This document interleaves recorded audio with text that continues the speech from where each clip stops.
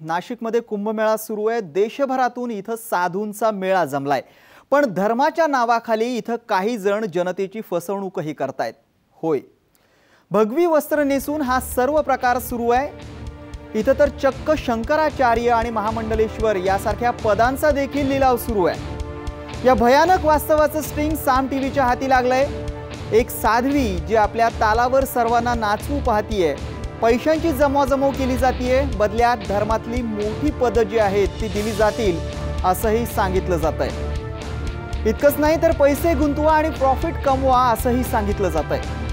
कुणाचं आहे हे स्टिंग, नेमकं काय आहे त्यात, हेच आपण आज पाहणार आहोत।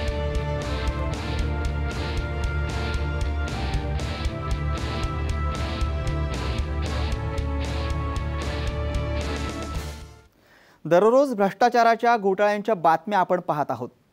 कधी अमुक कामात भ्रष्टाचार तर कधी तमुक वाटपात घोटाळा। ही मालिका संपताना दिसत नाहीये। त्यावर संताप व्यक्त करण्यापलीकडे आपण काहीच करू शकत नाही। आपला संतापही फक्त आपल्या पुरताच मर्यादित राहतो, त्याला सामूहिक रूप देण्याचं काम आपण करत नाही। जनलोकपाल विधेयकासाठी ज्येष्ठ समाजसेवक अण्णा हजारेंनी दिल्लीत आंदोलन उभारत त्याला सामूहिक आवाज मिळवून देण्याचा प्रयत्न केला। त्या आंदोलनाला मिळालेला प्रतिसाद भ्रष्टाचाराच्या मुद्द्यावर जनसामान्यांच्या भावना किती तीव्र आहेत हे दाखवण्यास पुरेसा होता। भ्रष्टाचाराचा मुद्दा किती भयंकर आहे याची जाणीव करून देण्याचं काम अण्णा हजारेंच्या जनलोकपाल विधेयकासाठीच्या आंदोलनानं केलं।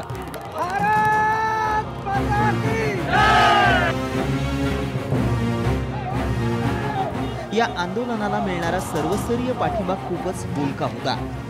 या आंदोलनात अरविंद केजरीवाल, किरण बेदी, संतोष हेगडे, शांती भूषण, प्रशांत भूषण, मनीष सिसोदिया यांच्यासह अनेक जण सहभागी झाल्याचं चित्र पाहायला मिळालं। या व्यापक पाठिंब्याची दखल उशिरानं का होईना तत्कालीन आघाडी सरकारला घ्यावी लागली आणि निदान लोकभावना नियंत्रित करण्यासाठी का होईना सरकारही भ्रष्टाचार आणि भ्रष्टाचाऱ्यांना संरक्षण देण्याच्या बाजूने नाही असा देखावा उभा करावा लागला।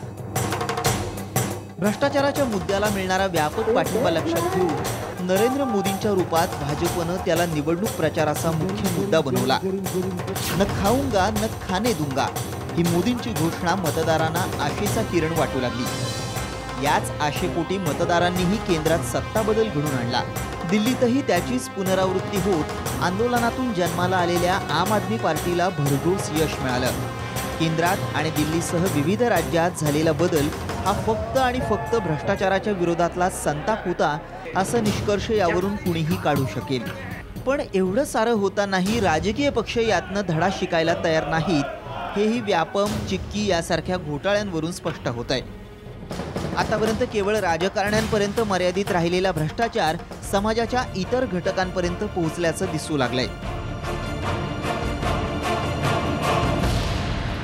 विशेष म्हणजे साधू महंतांच्या निवडीही केवळ आणि केवळ आर्थिक व्यवहारावरून होऊ लागल्यात की काय अशी शंका उपस्थित करायला लावणारं संभाषण नुकतंच साम टीव्हीच्या हाती लागलंय। एका साध्वीकडून दुसऱ्या एका साध्वीला महामंडलेश्वर, जगद्गुरू शंकराचार्य यासारख्या पूजनीय पदांवर नियुक्ती करण्यासाठीचं हे संभाषण ऐकल्यावर आपल्या भोवतालचं एकतरी क्षेत्र भ्रष्टाचार मुक्त आहे का असा प्रश्न निर्माण झालाय। समाजाला नैतिक अनैतिक यांच्यातला फरक समजावणाऱ्या साधू संतांच्या नेमणुकाही पैशाच्या देवाणघेवाणीतून होत असतील तर ही मंडळी समाजाला कसलं दिशादर्शन करणार आहेत असा प्रश्न उपस्थित करण्यासाठी साम टीव्हीनं या दोन साध्वींचं हे संभाषण सगळ्यांसमोर मांडण्याचं ठरवलंय। जयराम पुरी, साम टीव्ही, नाशिक। एकीकडे आर्थिक देवाणघेवाणीची चर्चा करत असतानाच महिलांना साधू महंतांच्या विश्वात मानाचं स्थान मिळवून देणं हेच महत्त्वाचं मिशन असल्याचं या साध्वी आवर्जून सांगतात। त्यामुळे आपल्या हेतूबद्दल कुणीही शंका घेऊ शकणार नाही याची खबरदारी त्या साध्वीनं घेतल्याचं दिसतंय।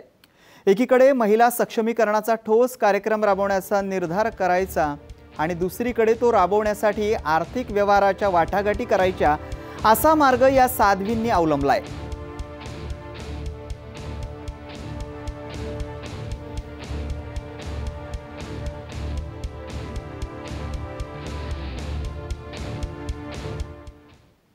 नाशकातल्या सिंहस्थ कुंभमेळ्यासाठी नाशकात पाऊल ठेवल्या ठेवल्या त्रिकाल भवंतांनी वाद उकरून काढला, तो महिला साध्वींच्या हक्कावरून।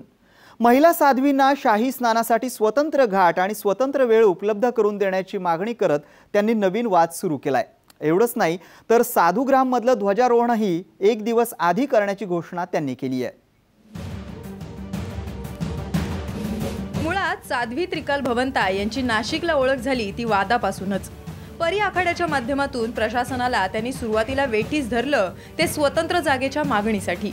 महिला साध्वी म्हटल्यानंतर प्रशासनाने नरमाईची भूमिका घेत त्यांना जागा देण्यास सहमती दर्शवली।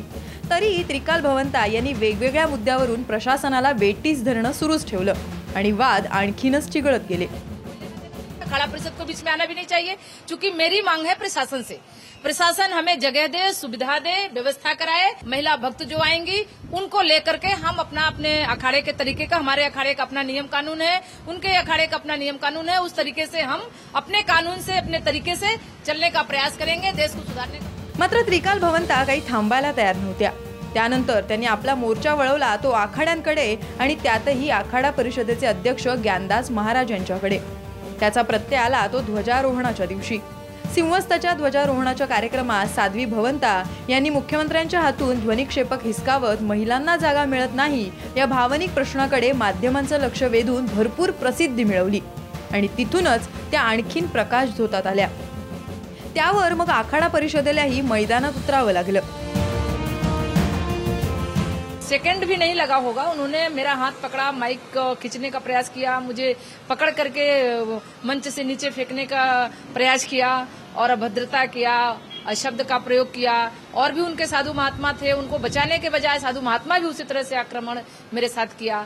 उद्या जर कोणी सोशल वर्कर, कोणी समाजातले माणसं आपलं एक संघटन बनवून ते येऊन आपल्याला वाद करणार की नाही आम्हाला एक वेगळा आखाडा पाहिजे, तर काय एवढे आखाडा होऊ शकतात का? जे असे स्वयंभू साधू संत आहेत, ज्यांनी स्वतः चोला धारण करून घेतलेले आहेत, त्यांच्याकडून अशी घटना घडतात आणि तेही असा समाजाला दिशाभूल करण्याचं काम करतात। वेळोवेळी भावनिक मुद्दे उपस्थित करत त्रिकाल भवंतांनी सगळ्यांचं लक्ष आपल्याकडे वेधून घेतलं खरं, मात्र ज्या परी आखाड्याच्या बाबतीत त्या बोलतात, ज्या महिला साध्वींचा त्या वारंवार उल्लेख करतात, त्या खरंच अस्तित्वात आहेत का किंवा त्यांच्या आखाड्याला मान्यता आहे का? त्रिकाल भवंता यांची गुरु परंपरा नेमकी कुठली? या आणि अशा अनेक प्रश्नांचा पाठपुरावा करण्याचा आम्ही प्रयत्न केला तेव्हा एक धक्कादायक सत्य समोर आलं। कॅमेरामन लोकेश माळी आणि जयराम पुरीसह ब्युरो रिपोर्ट, साम टीव्ही, नाशिक।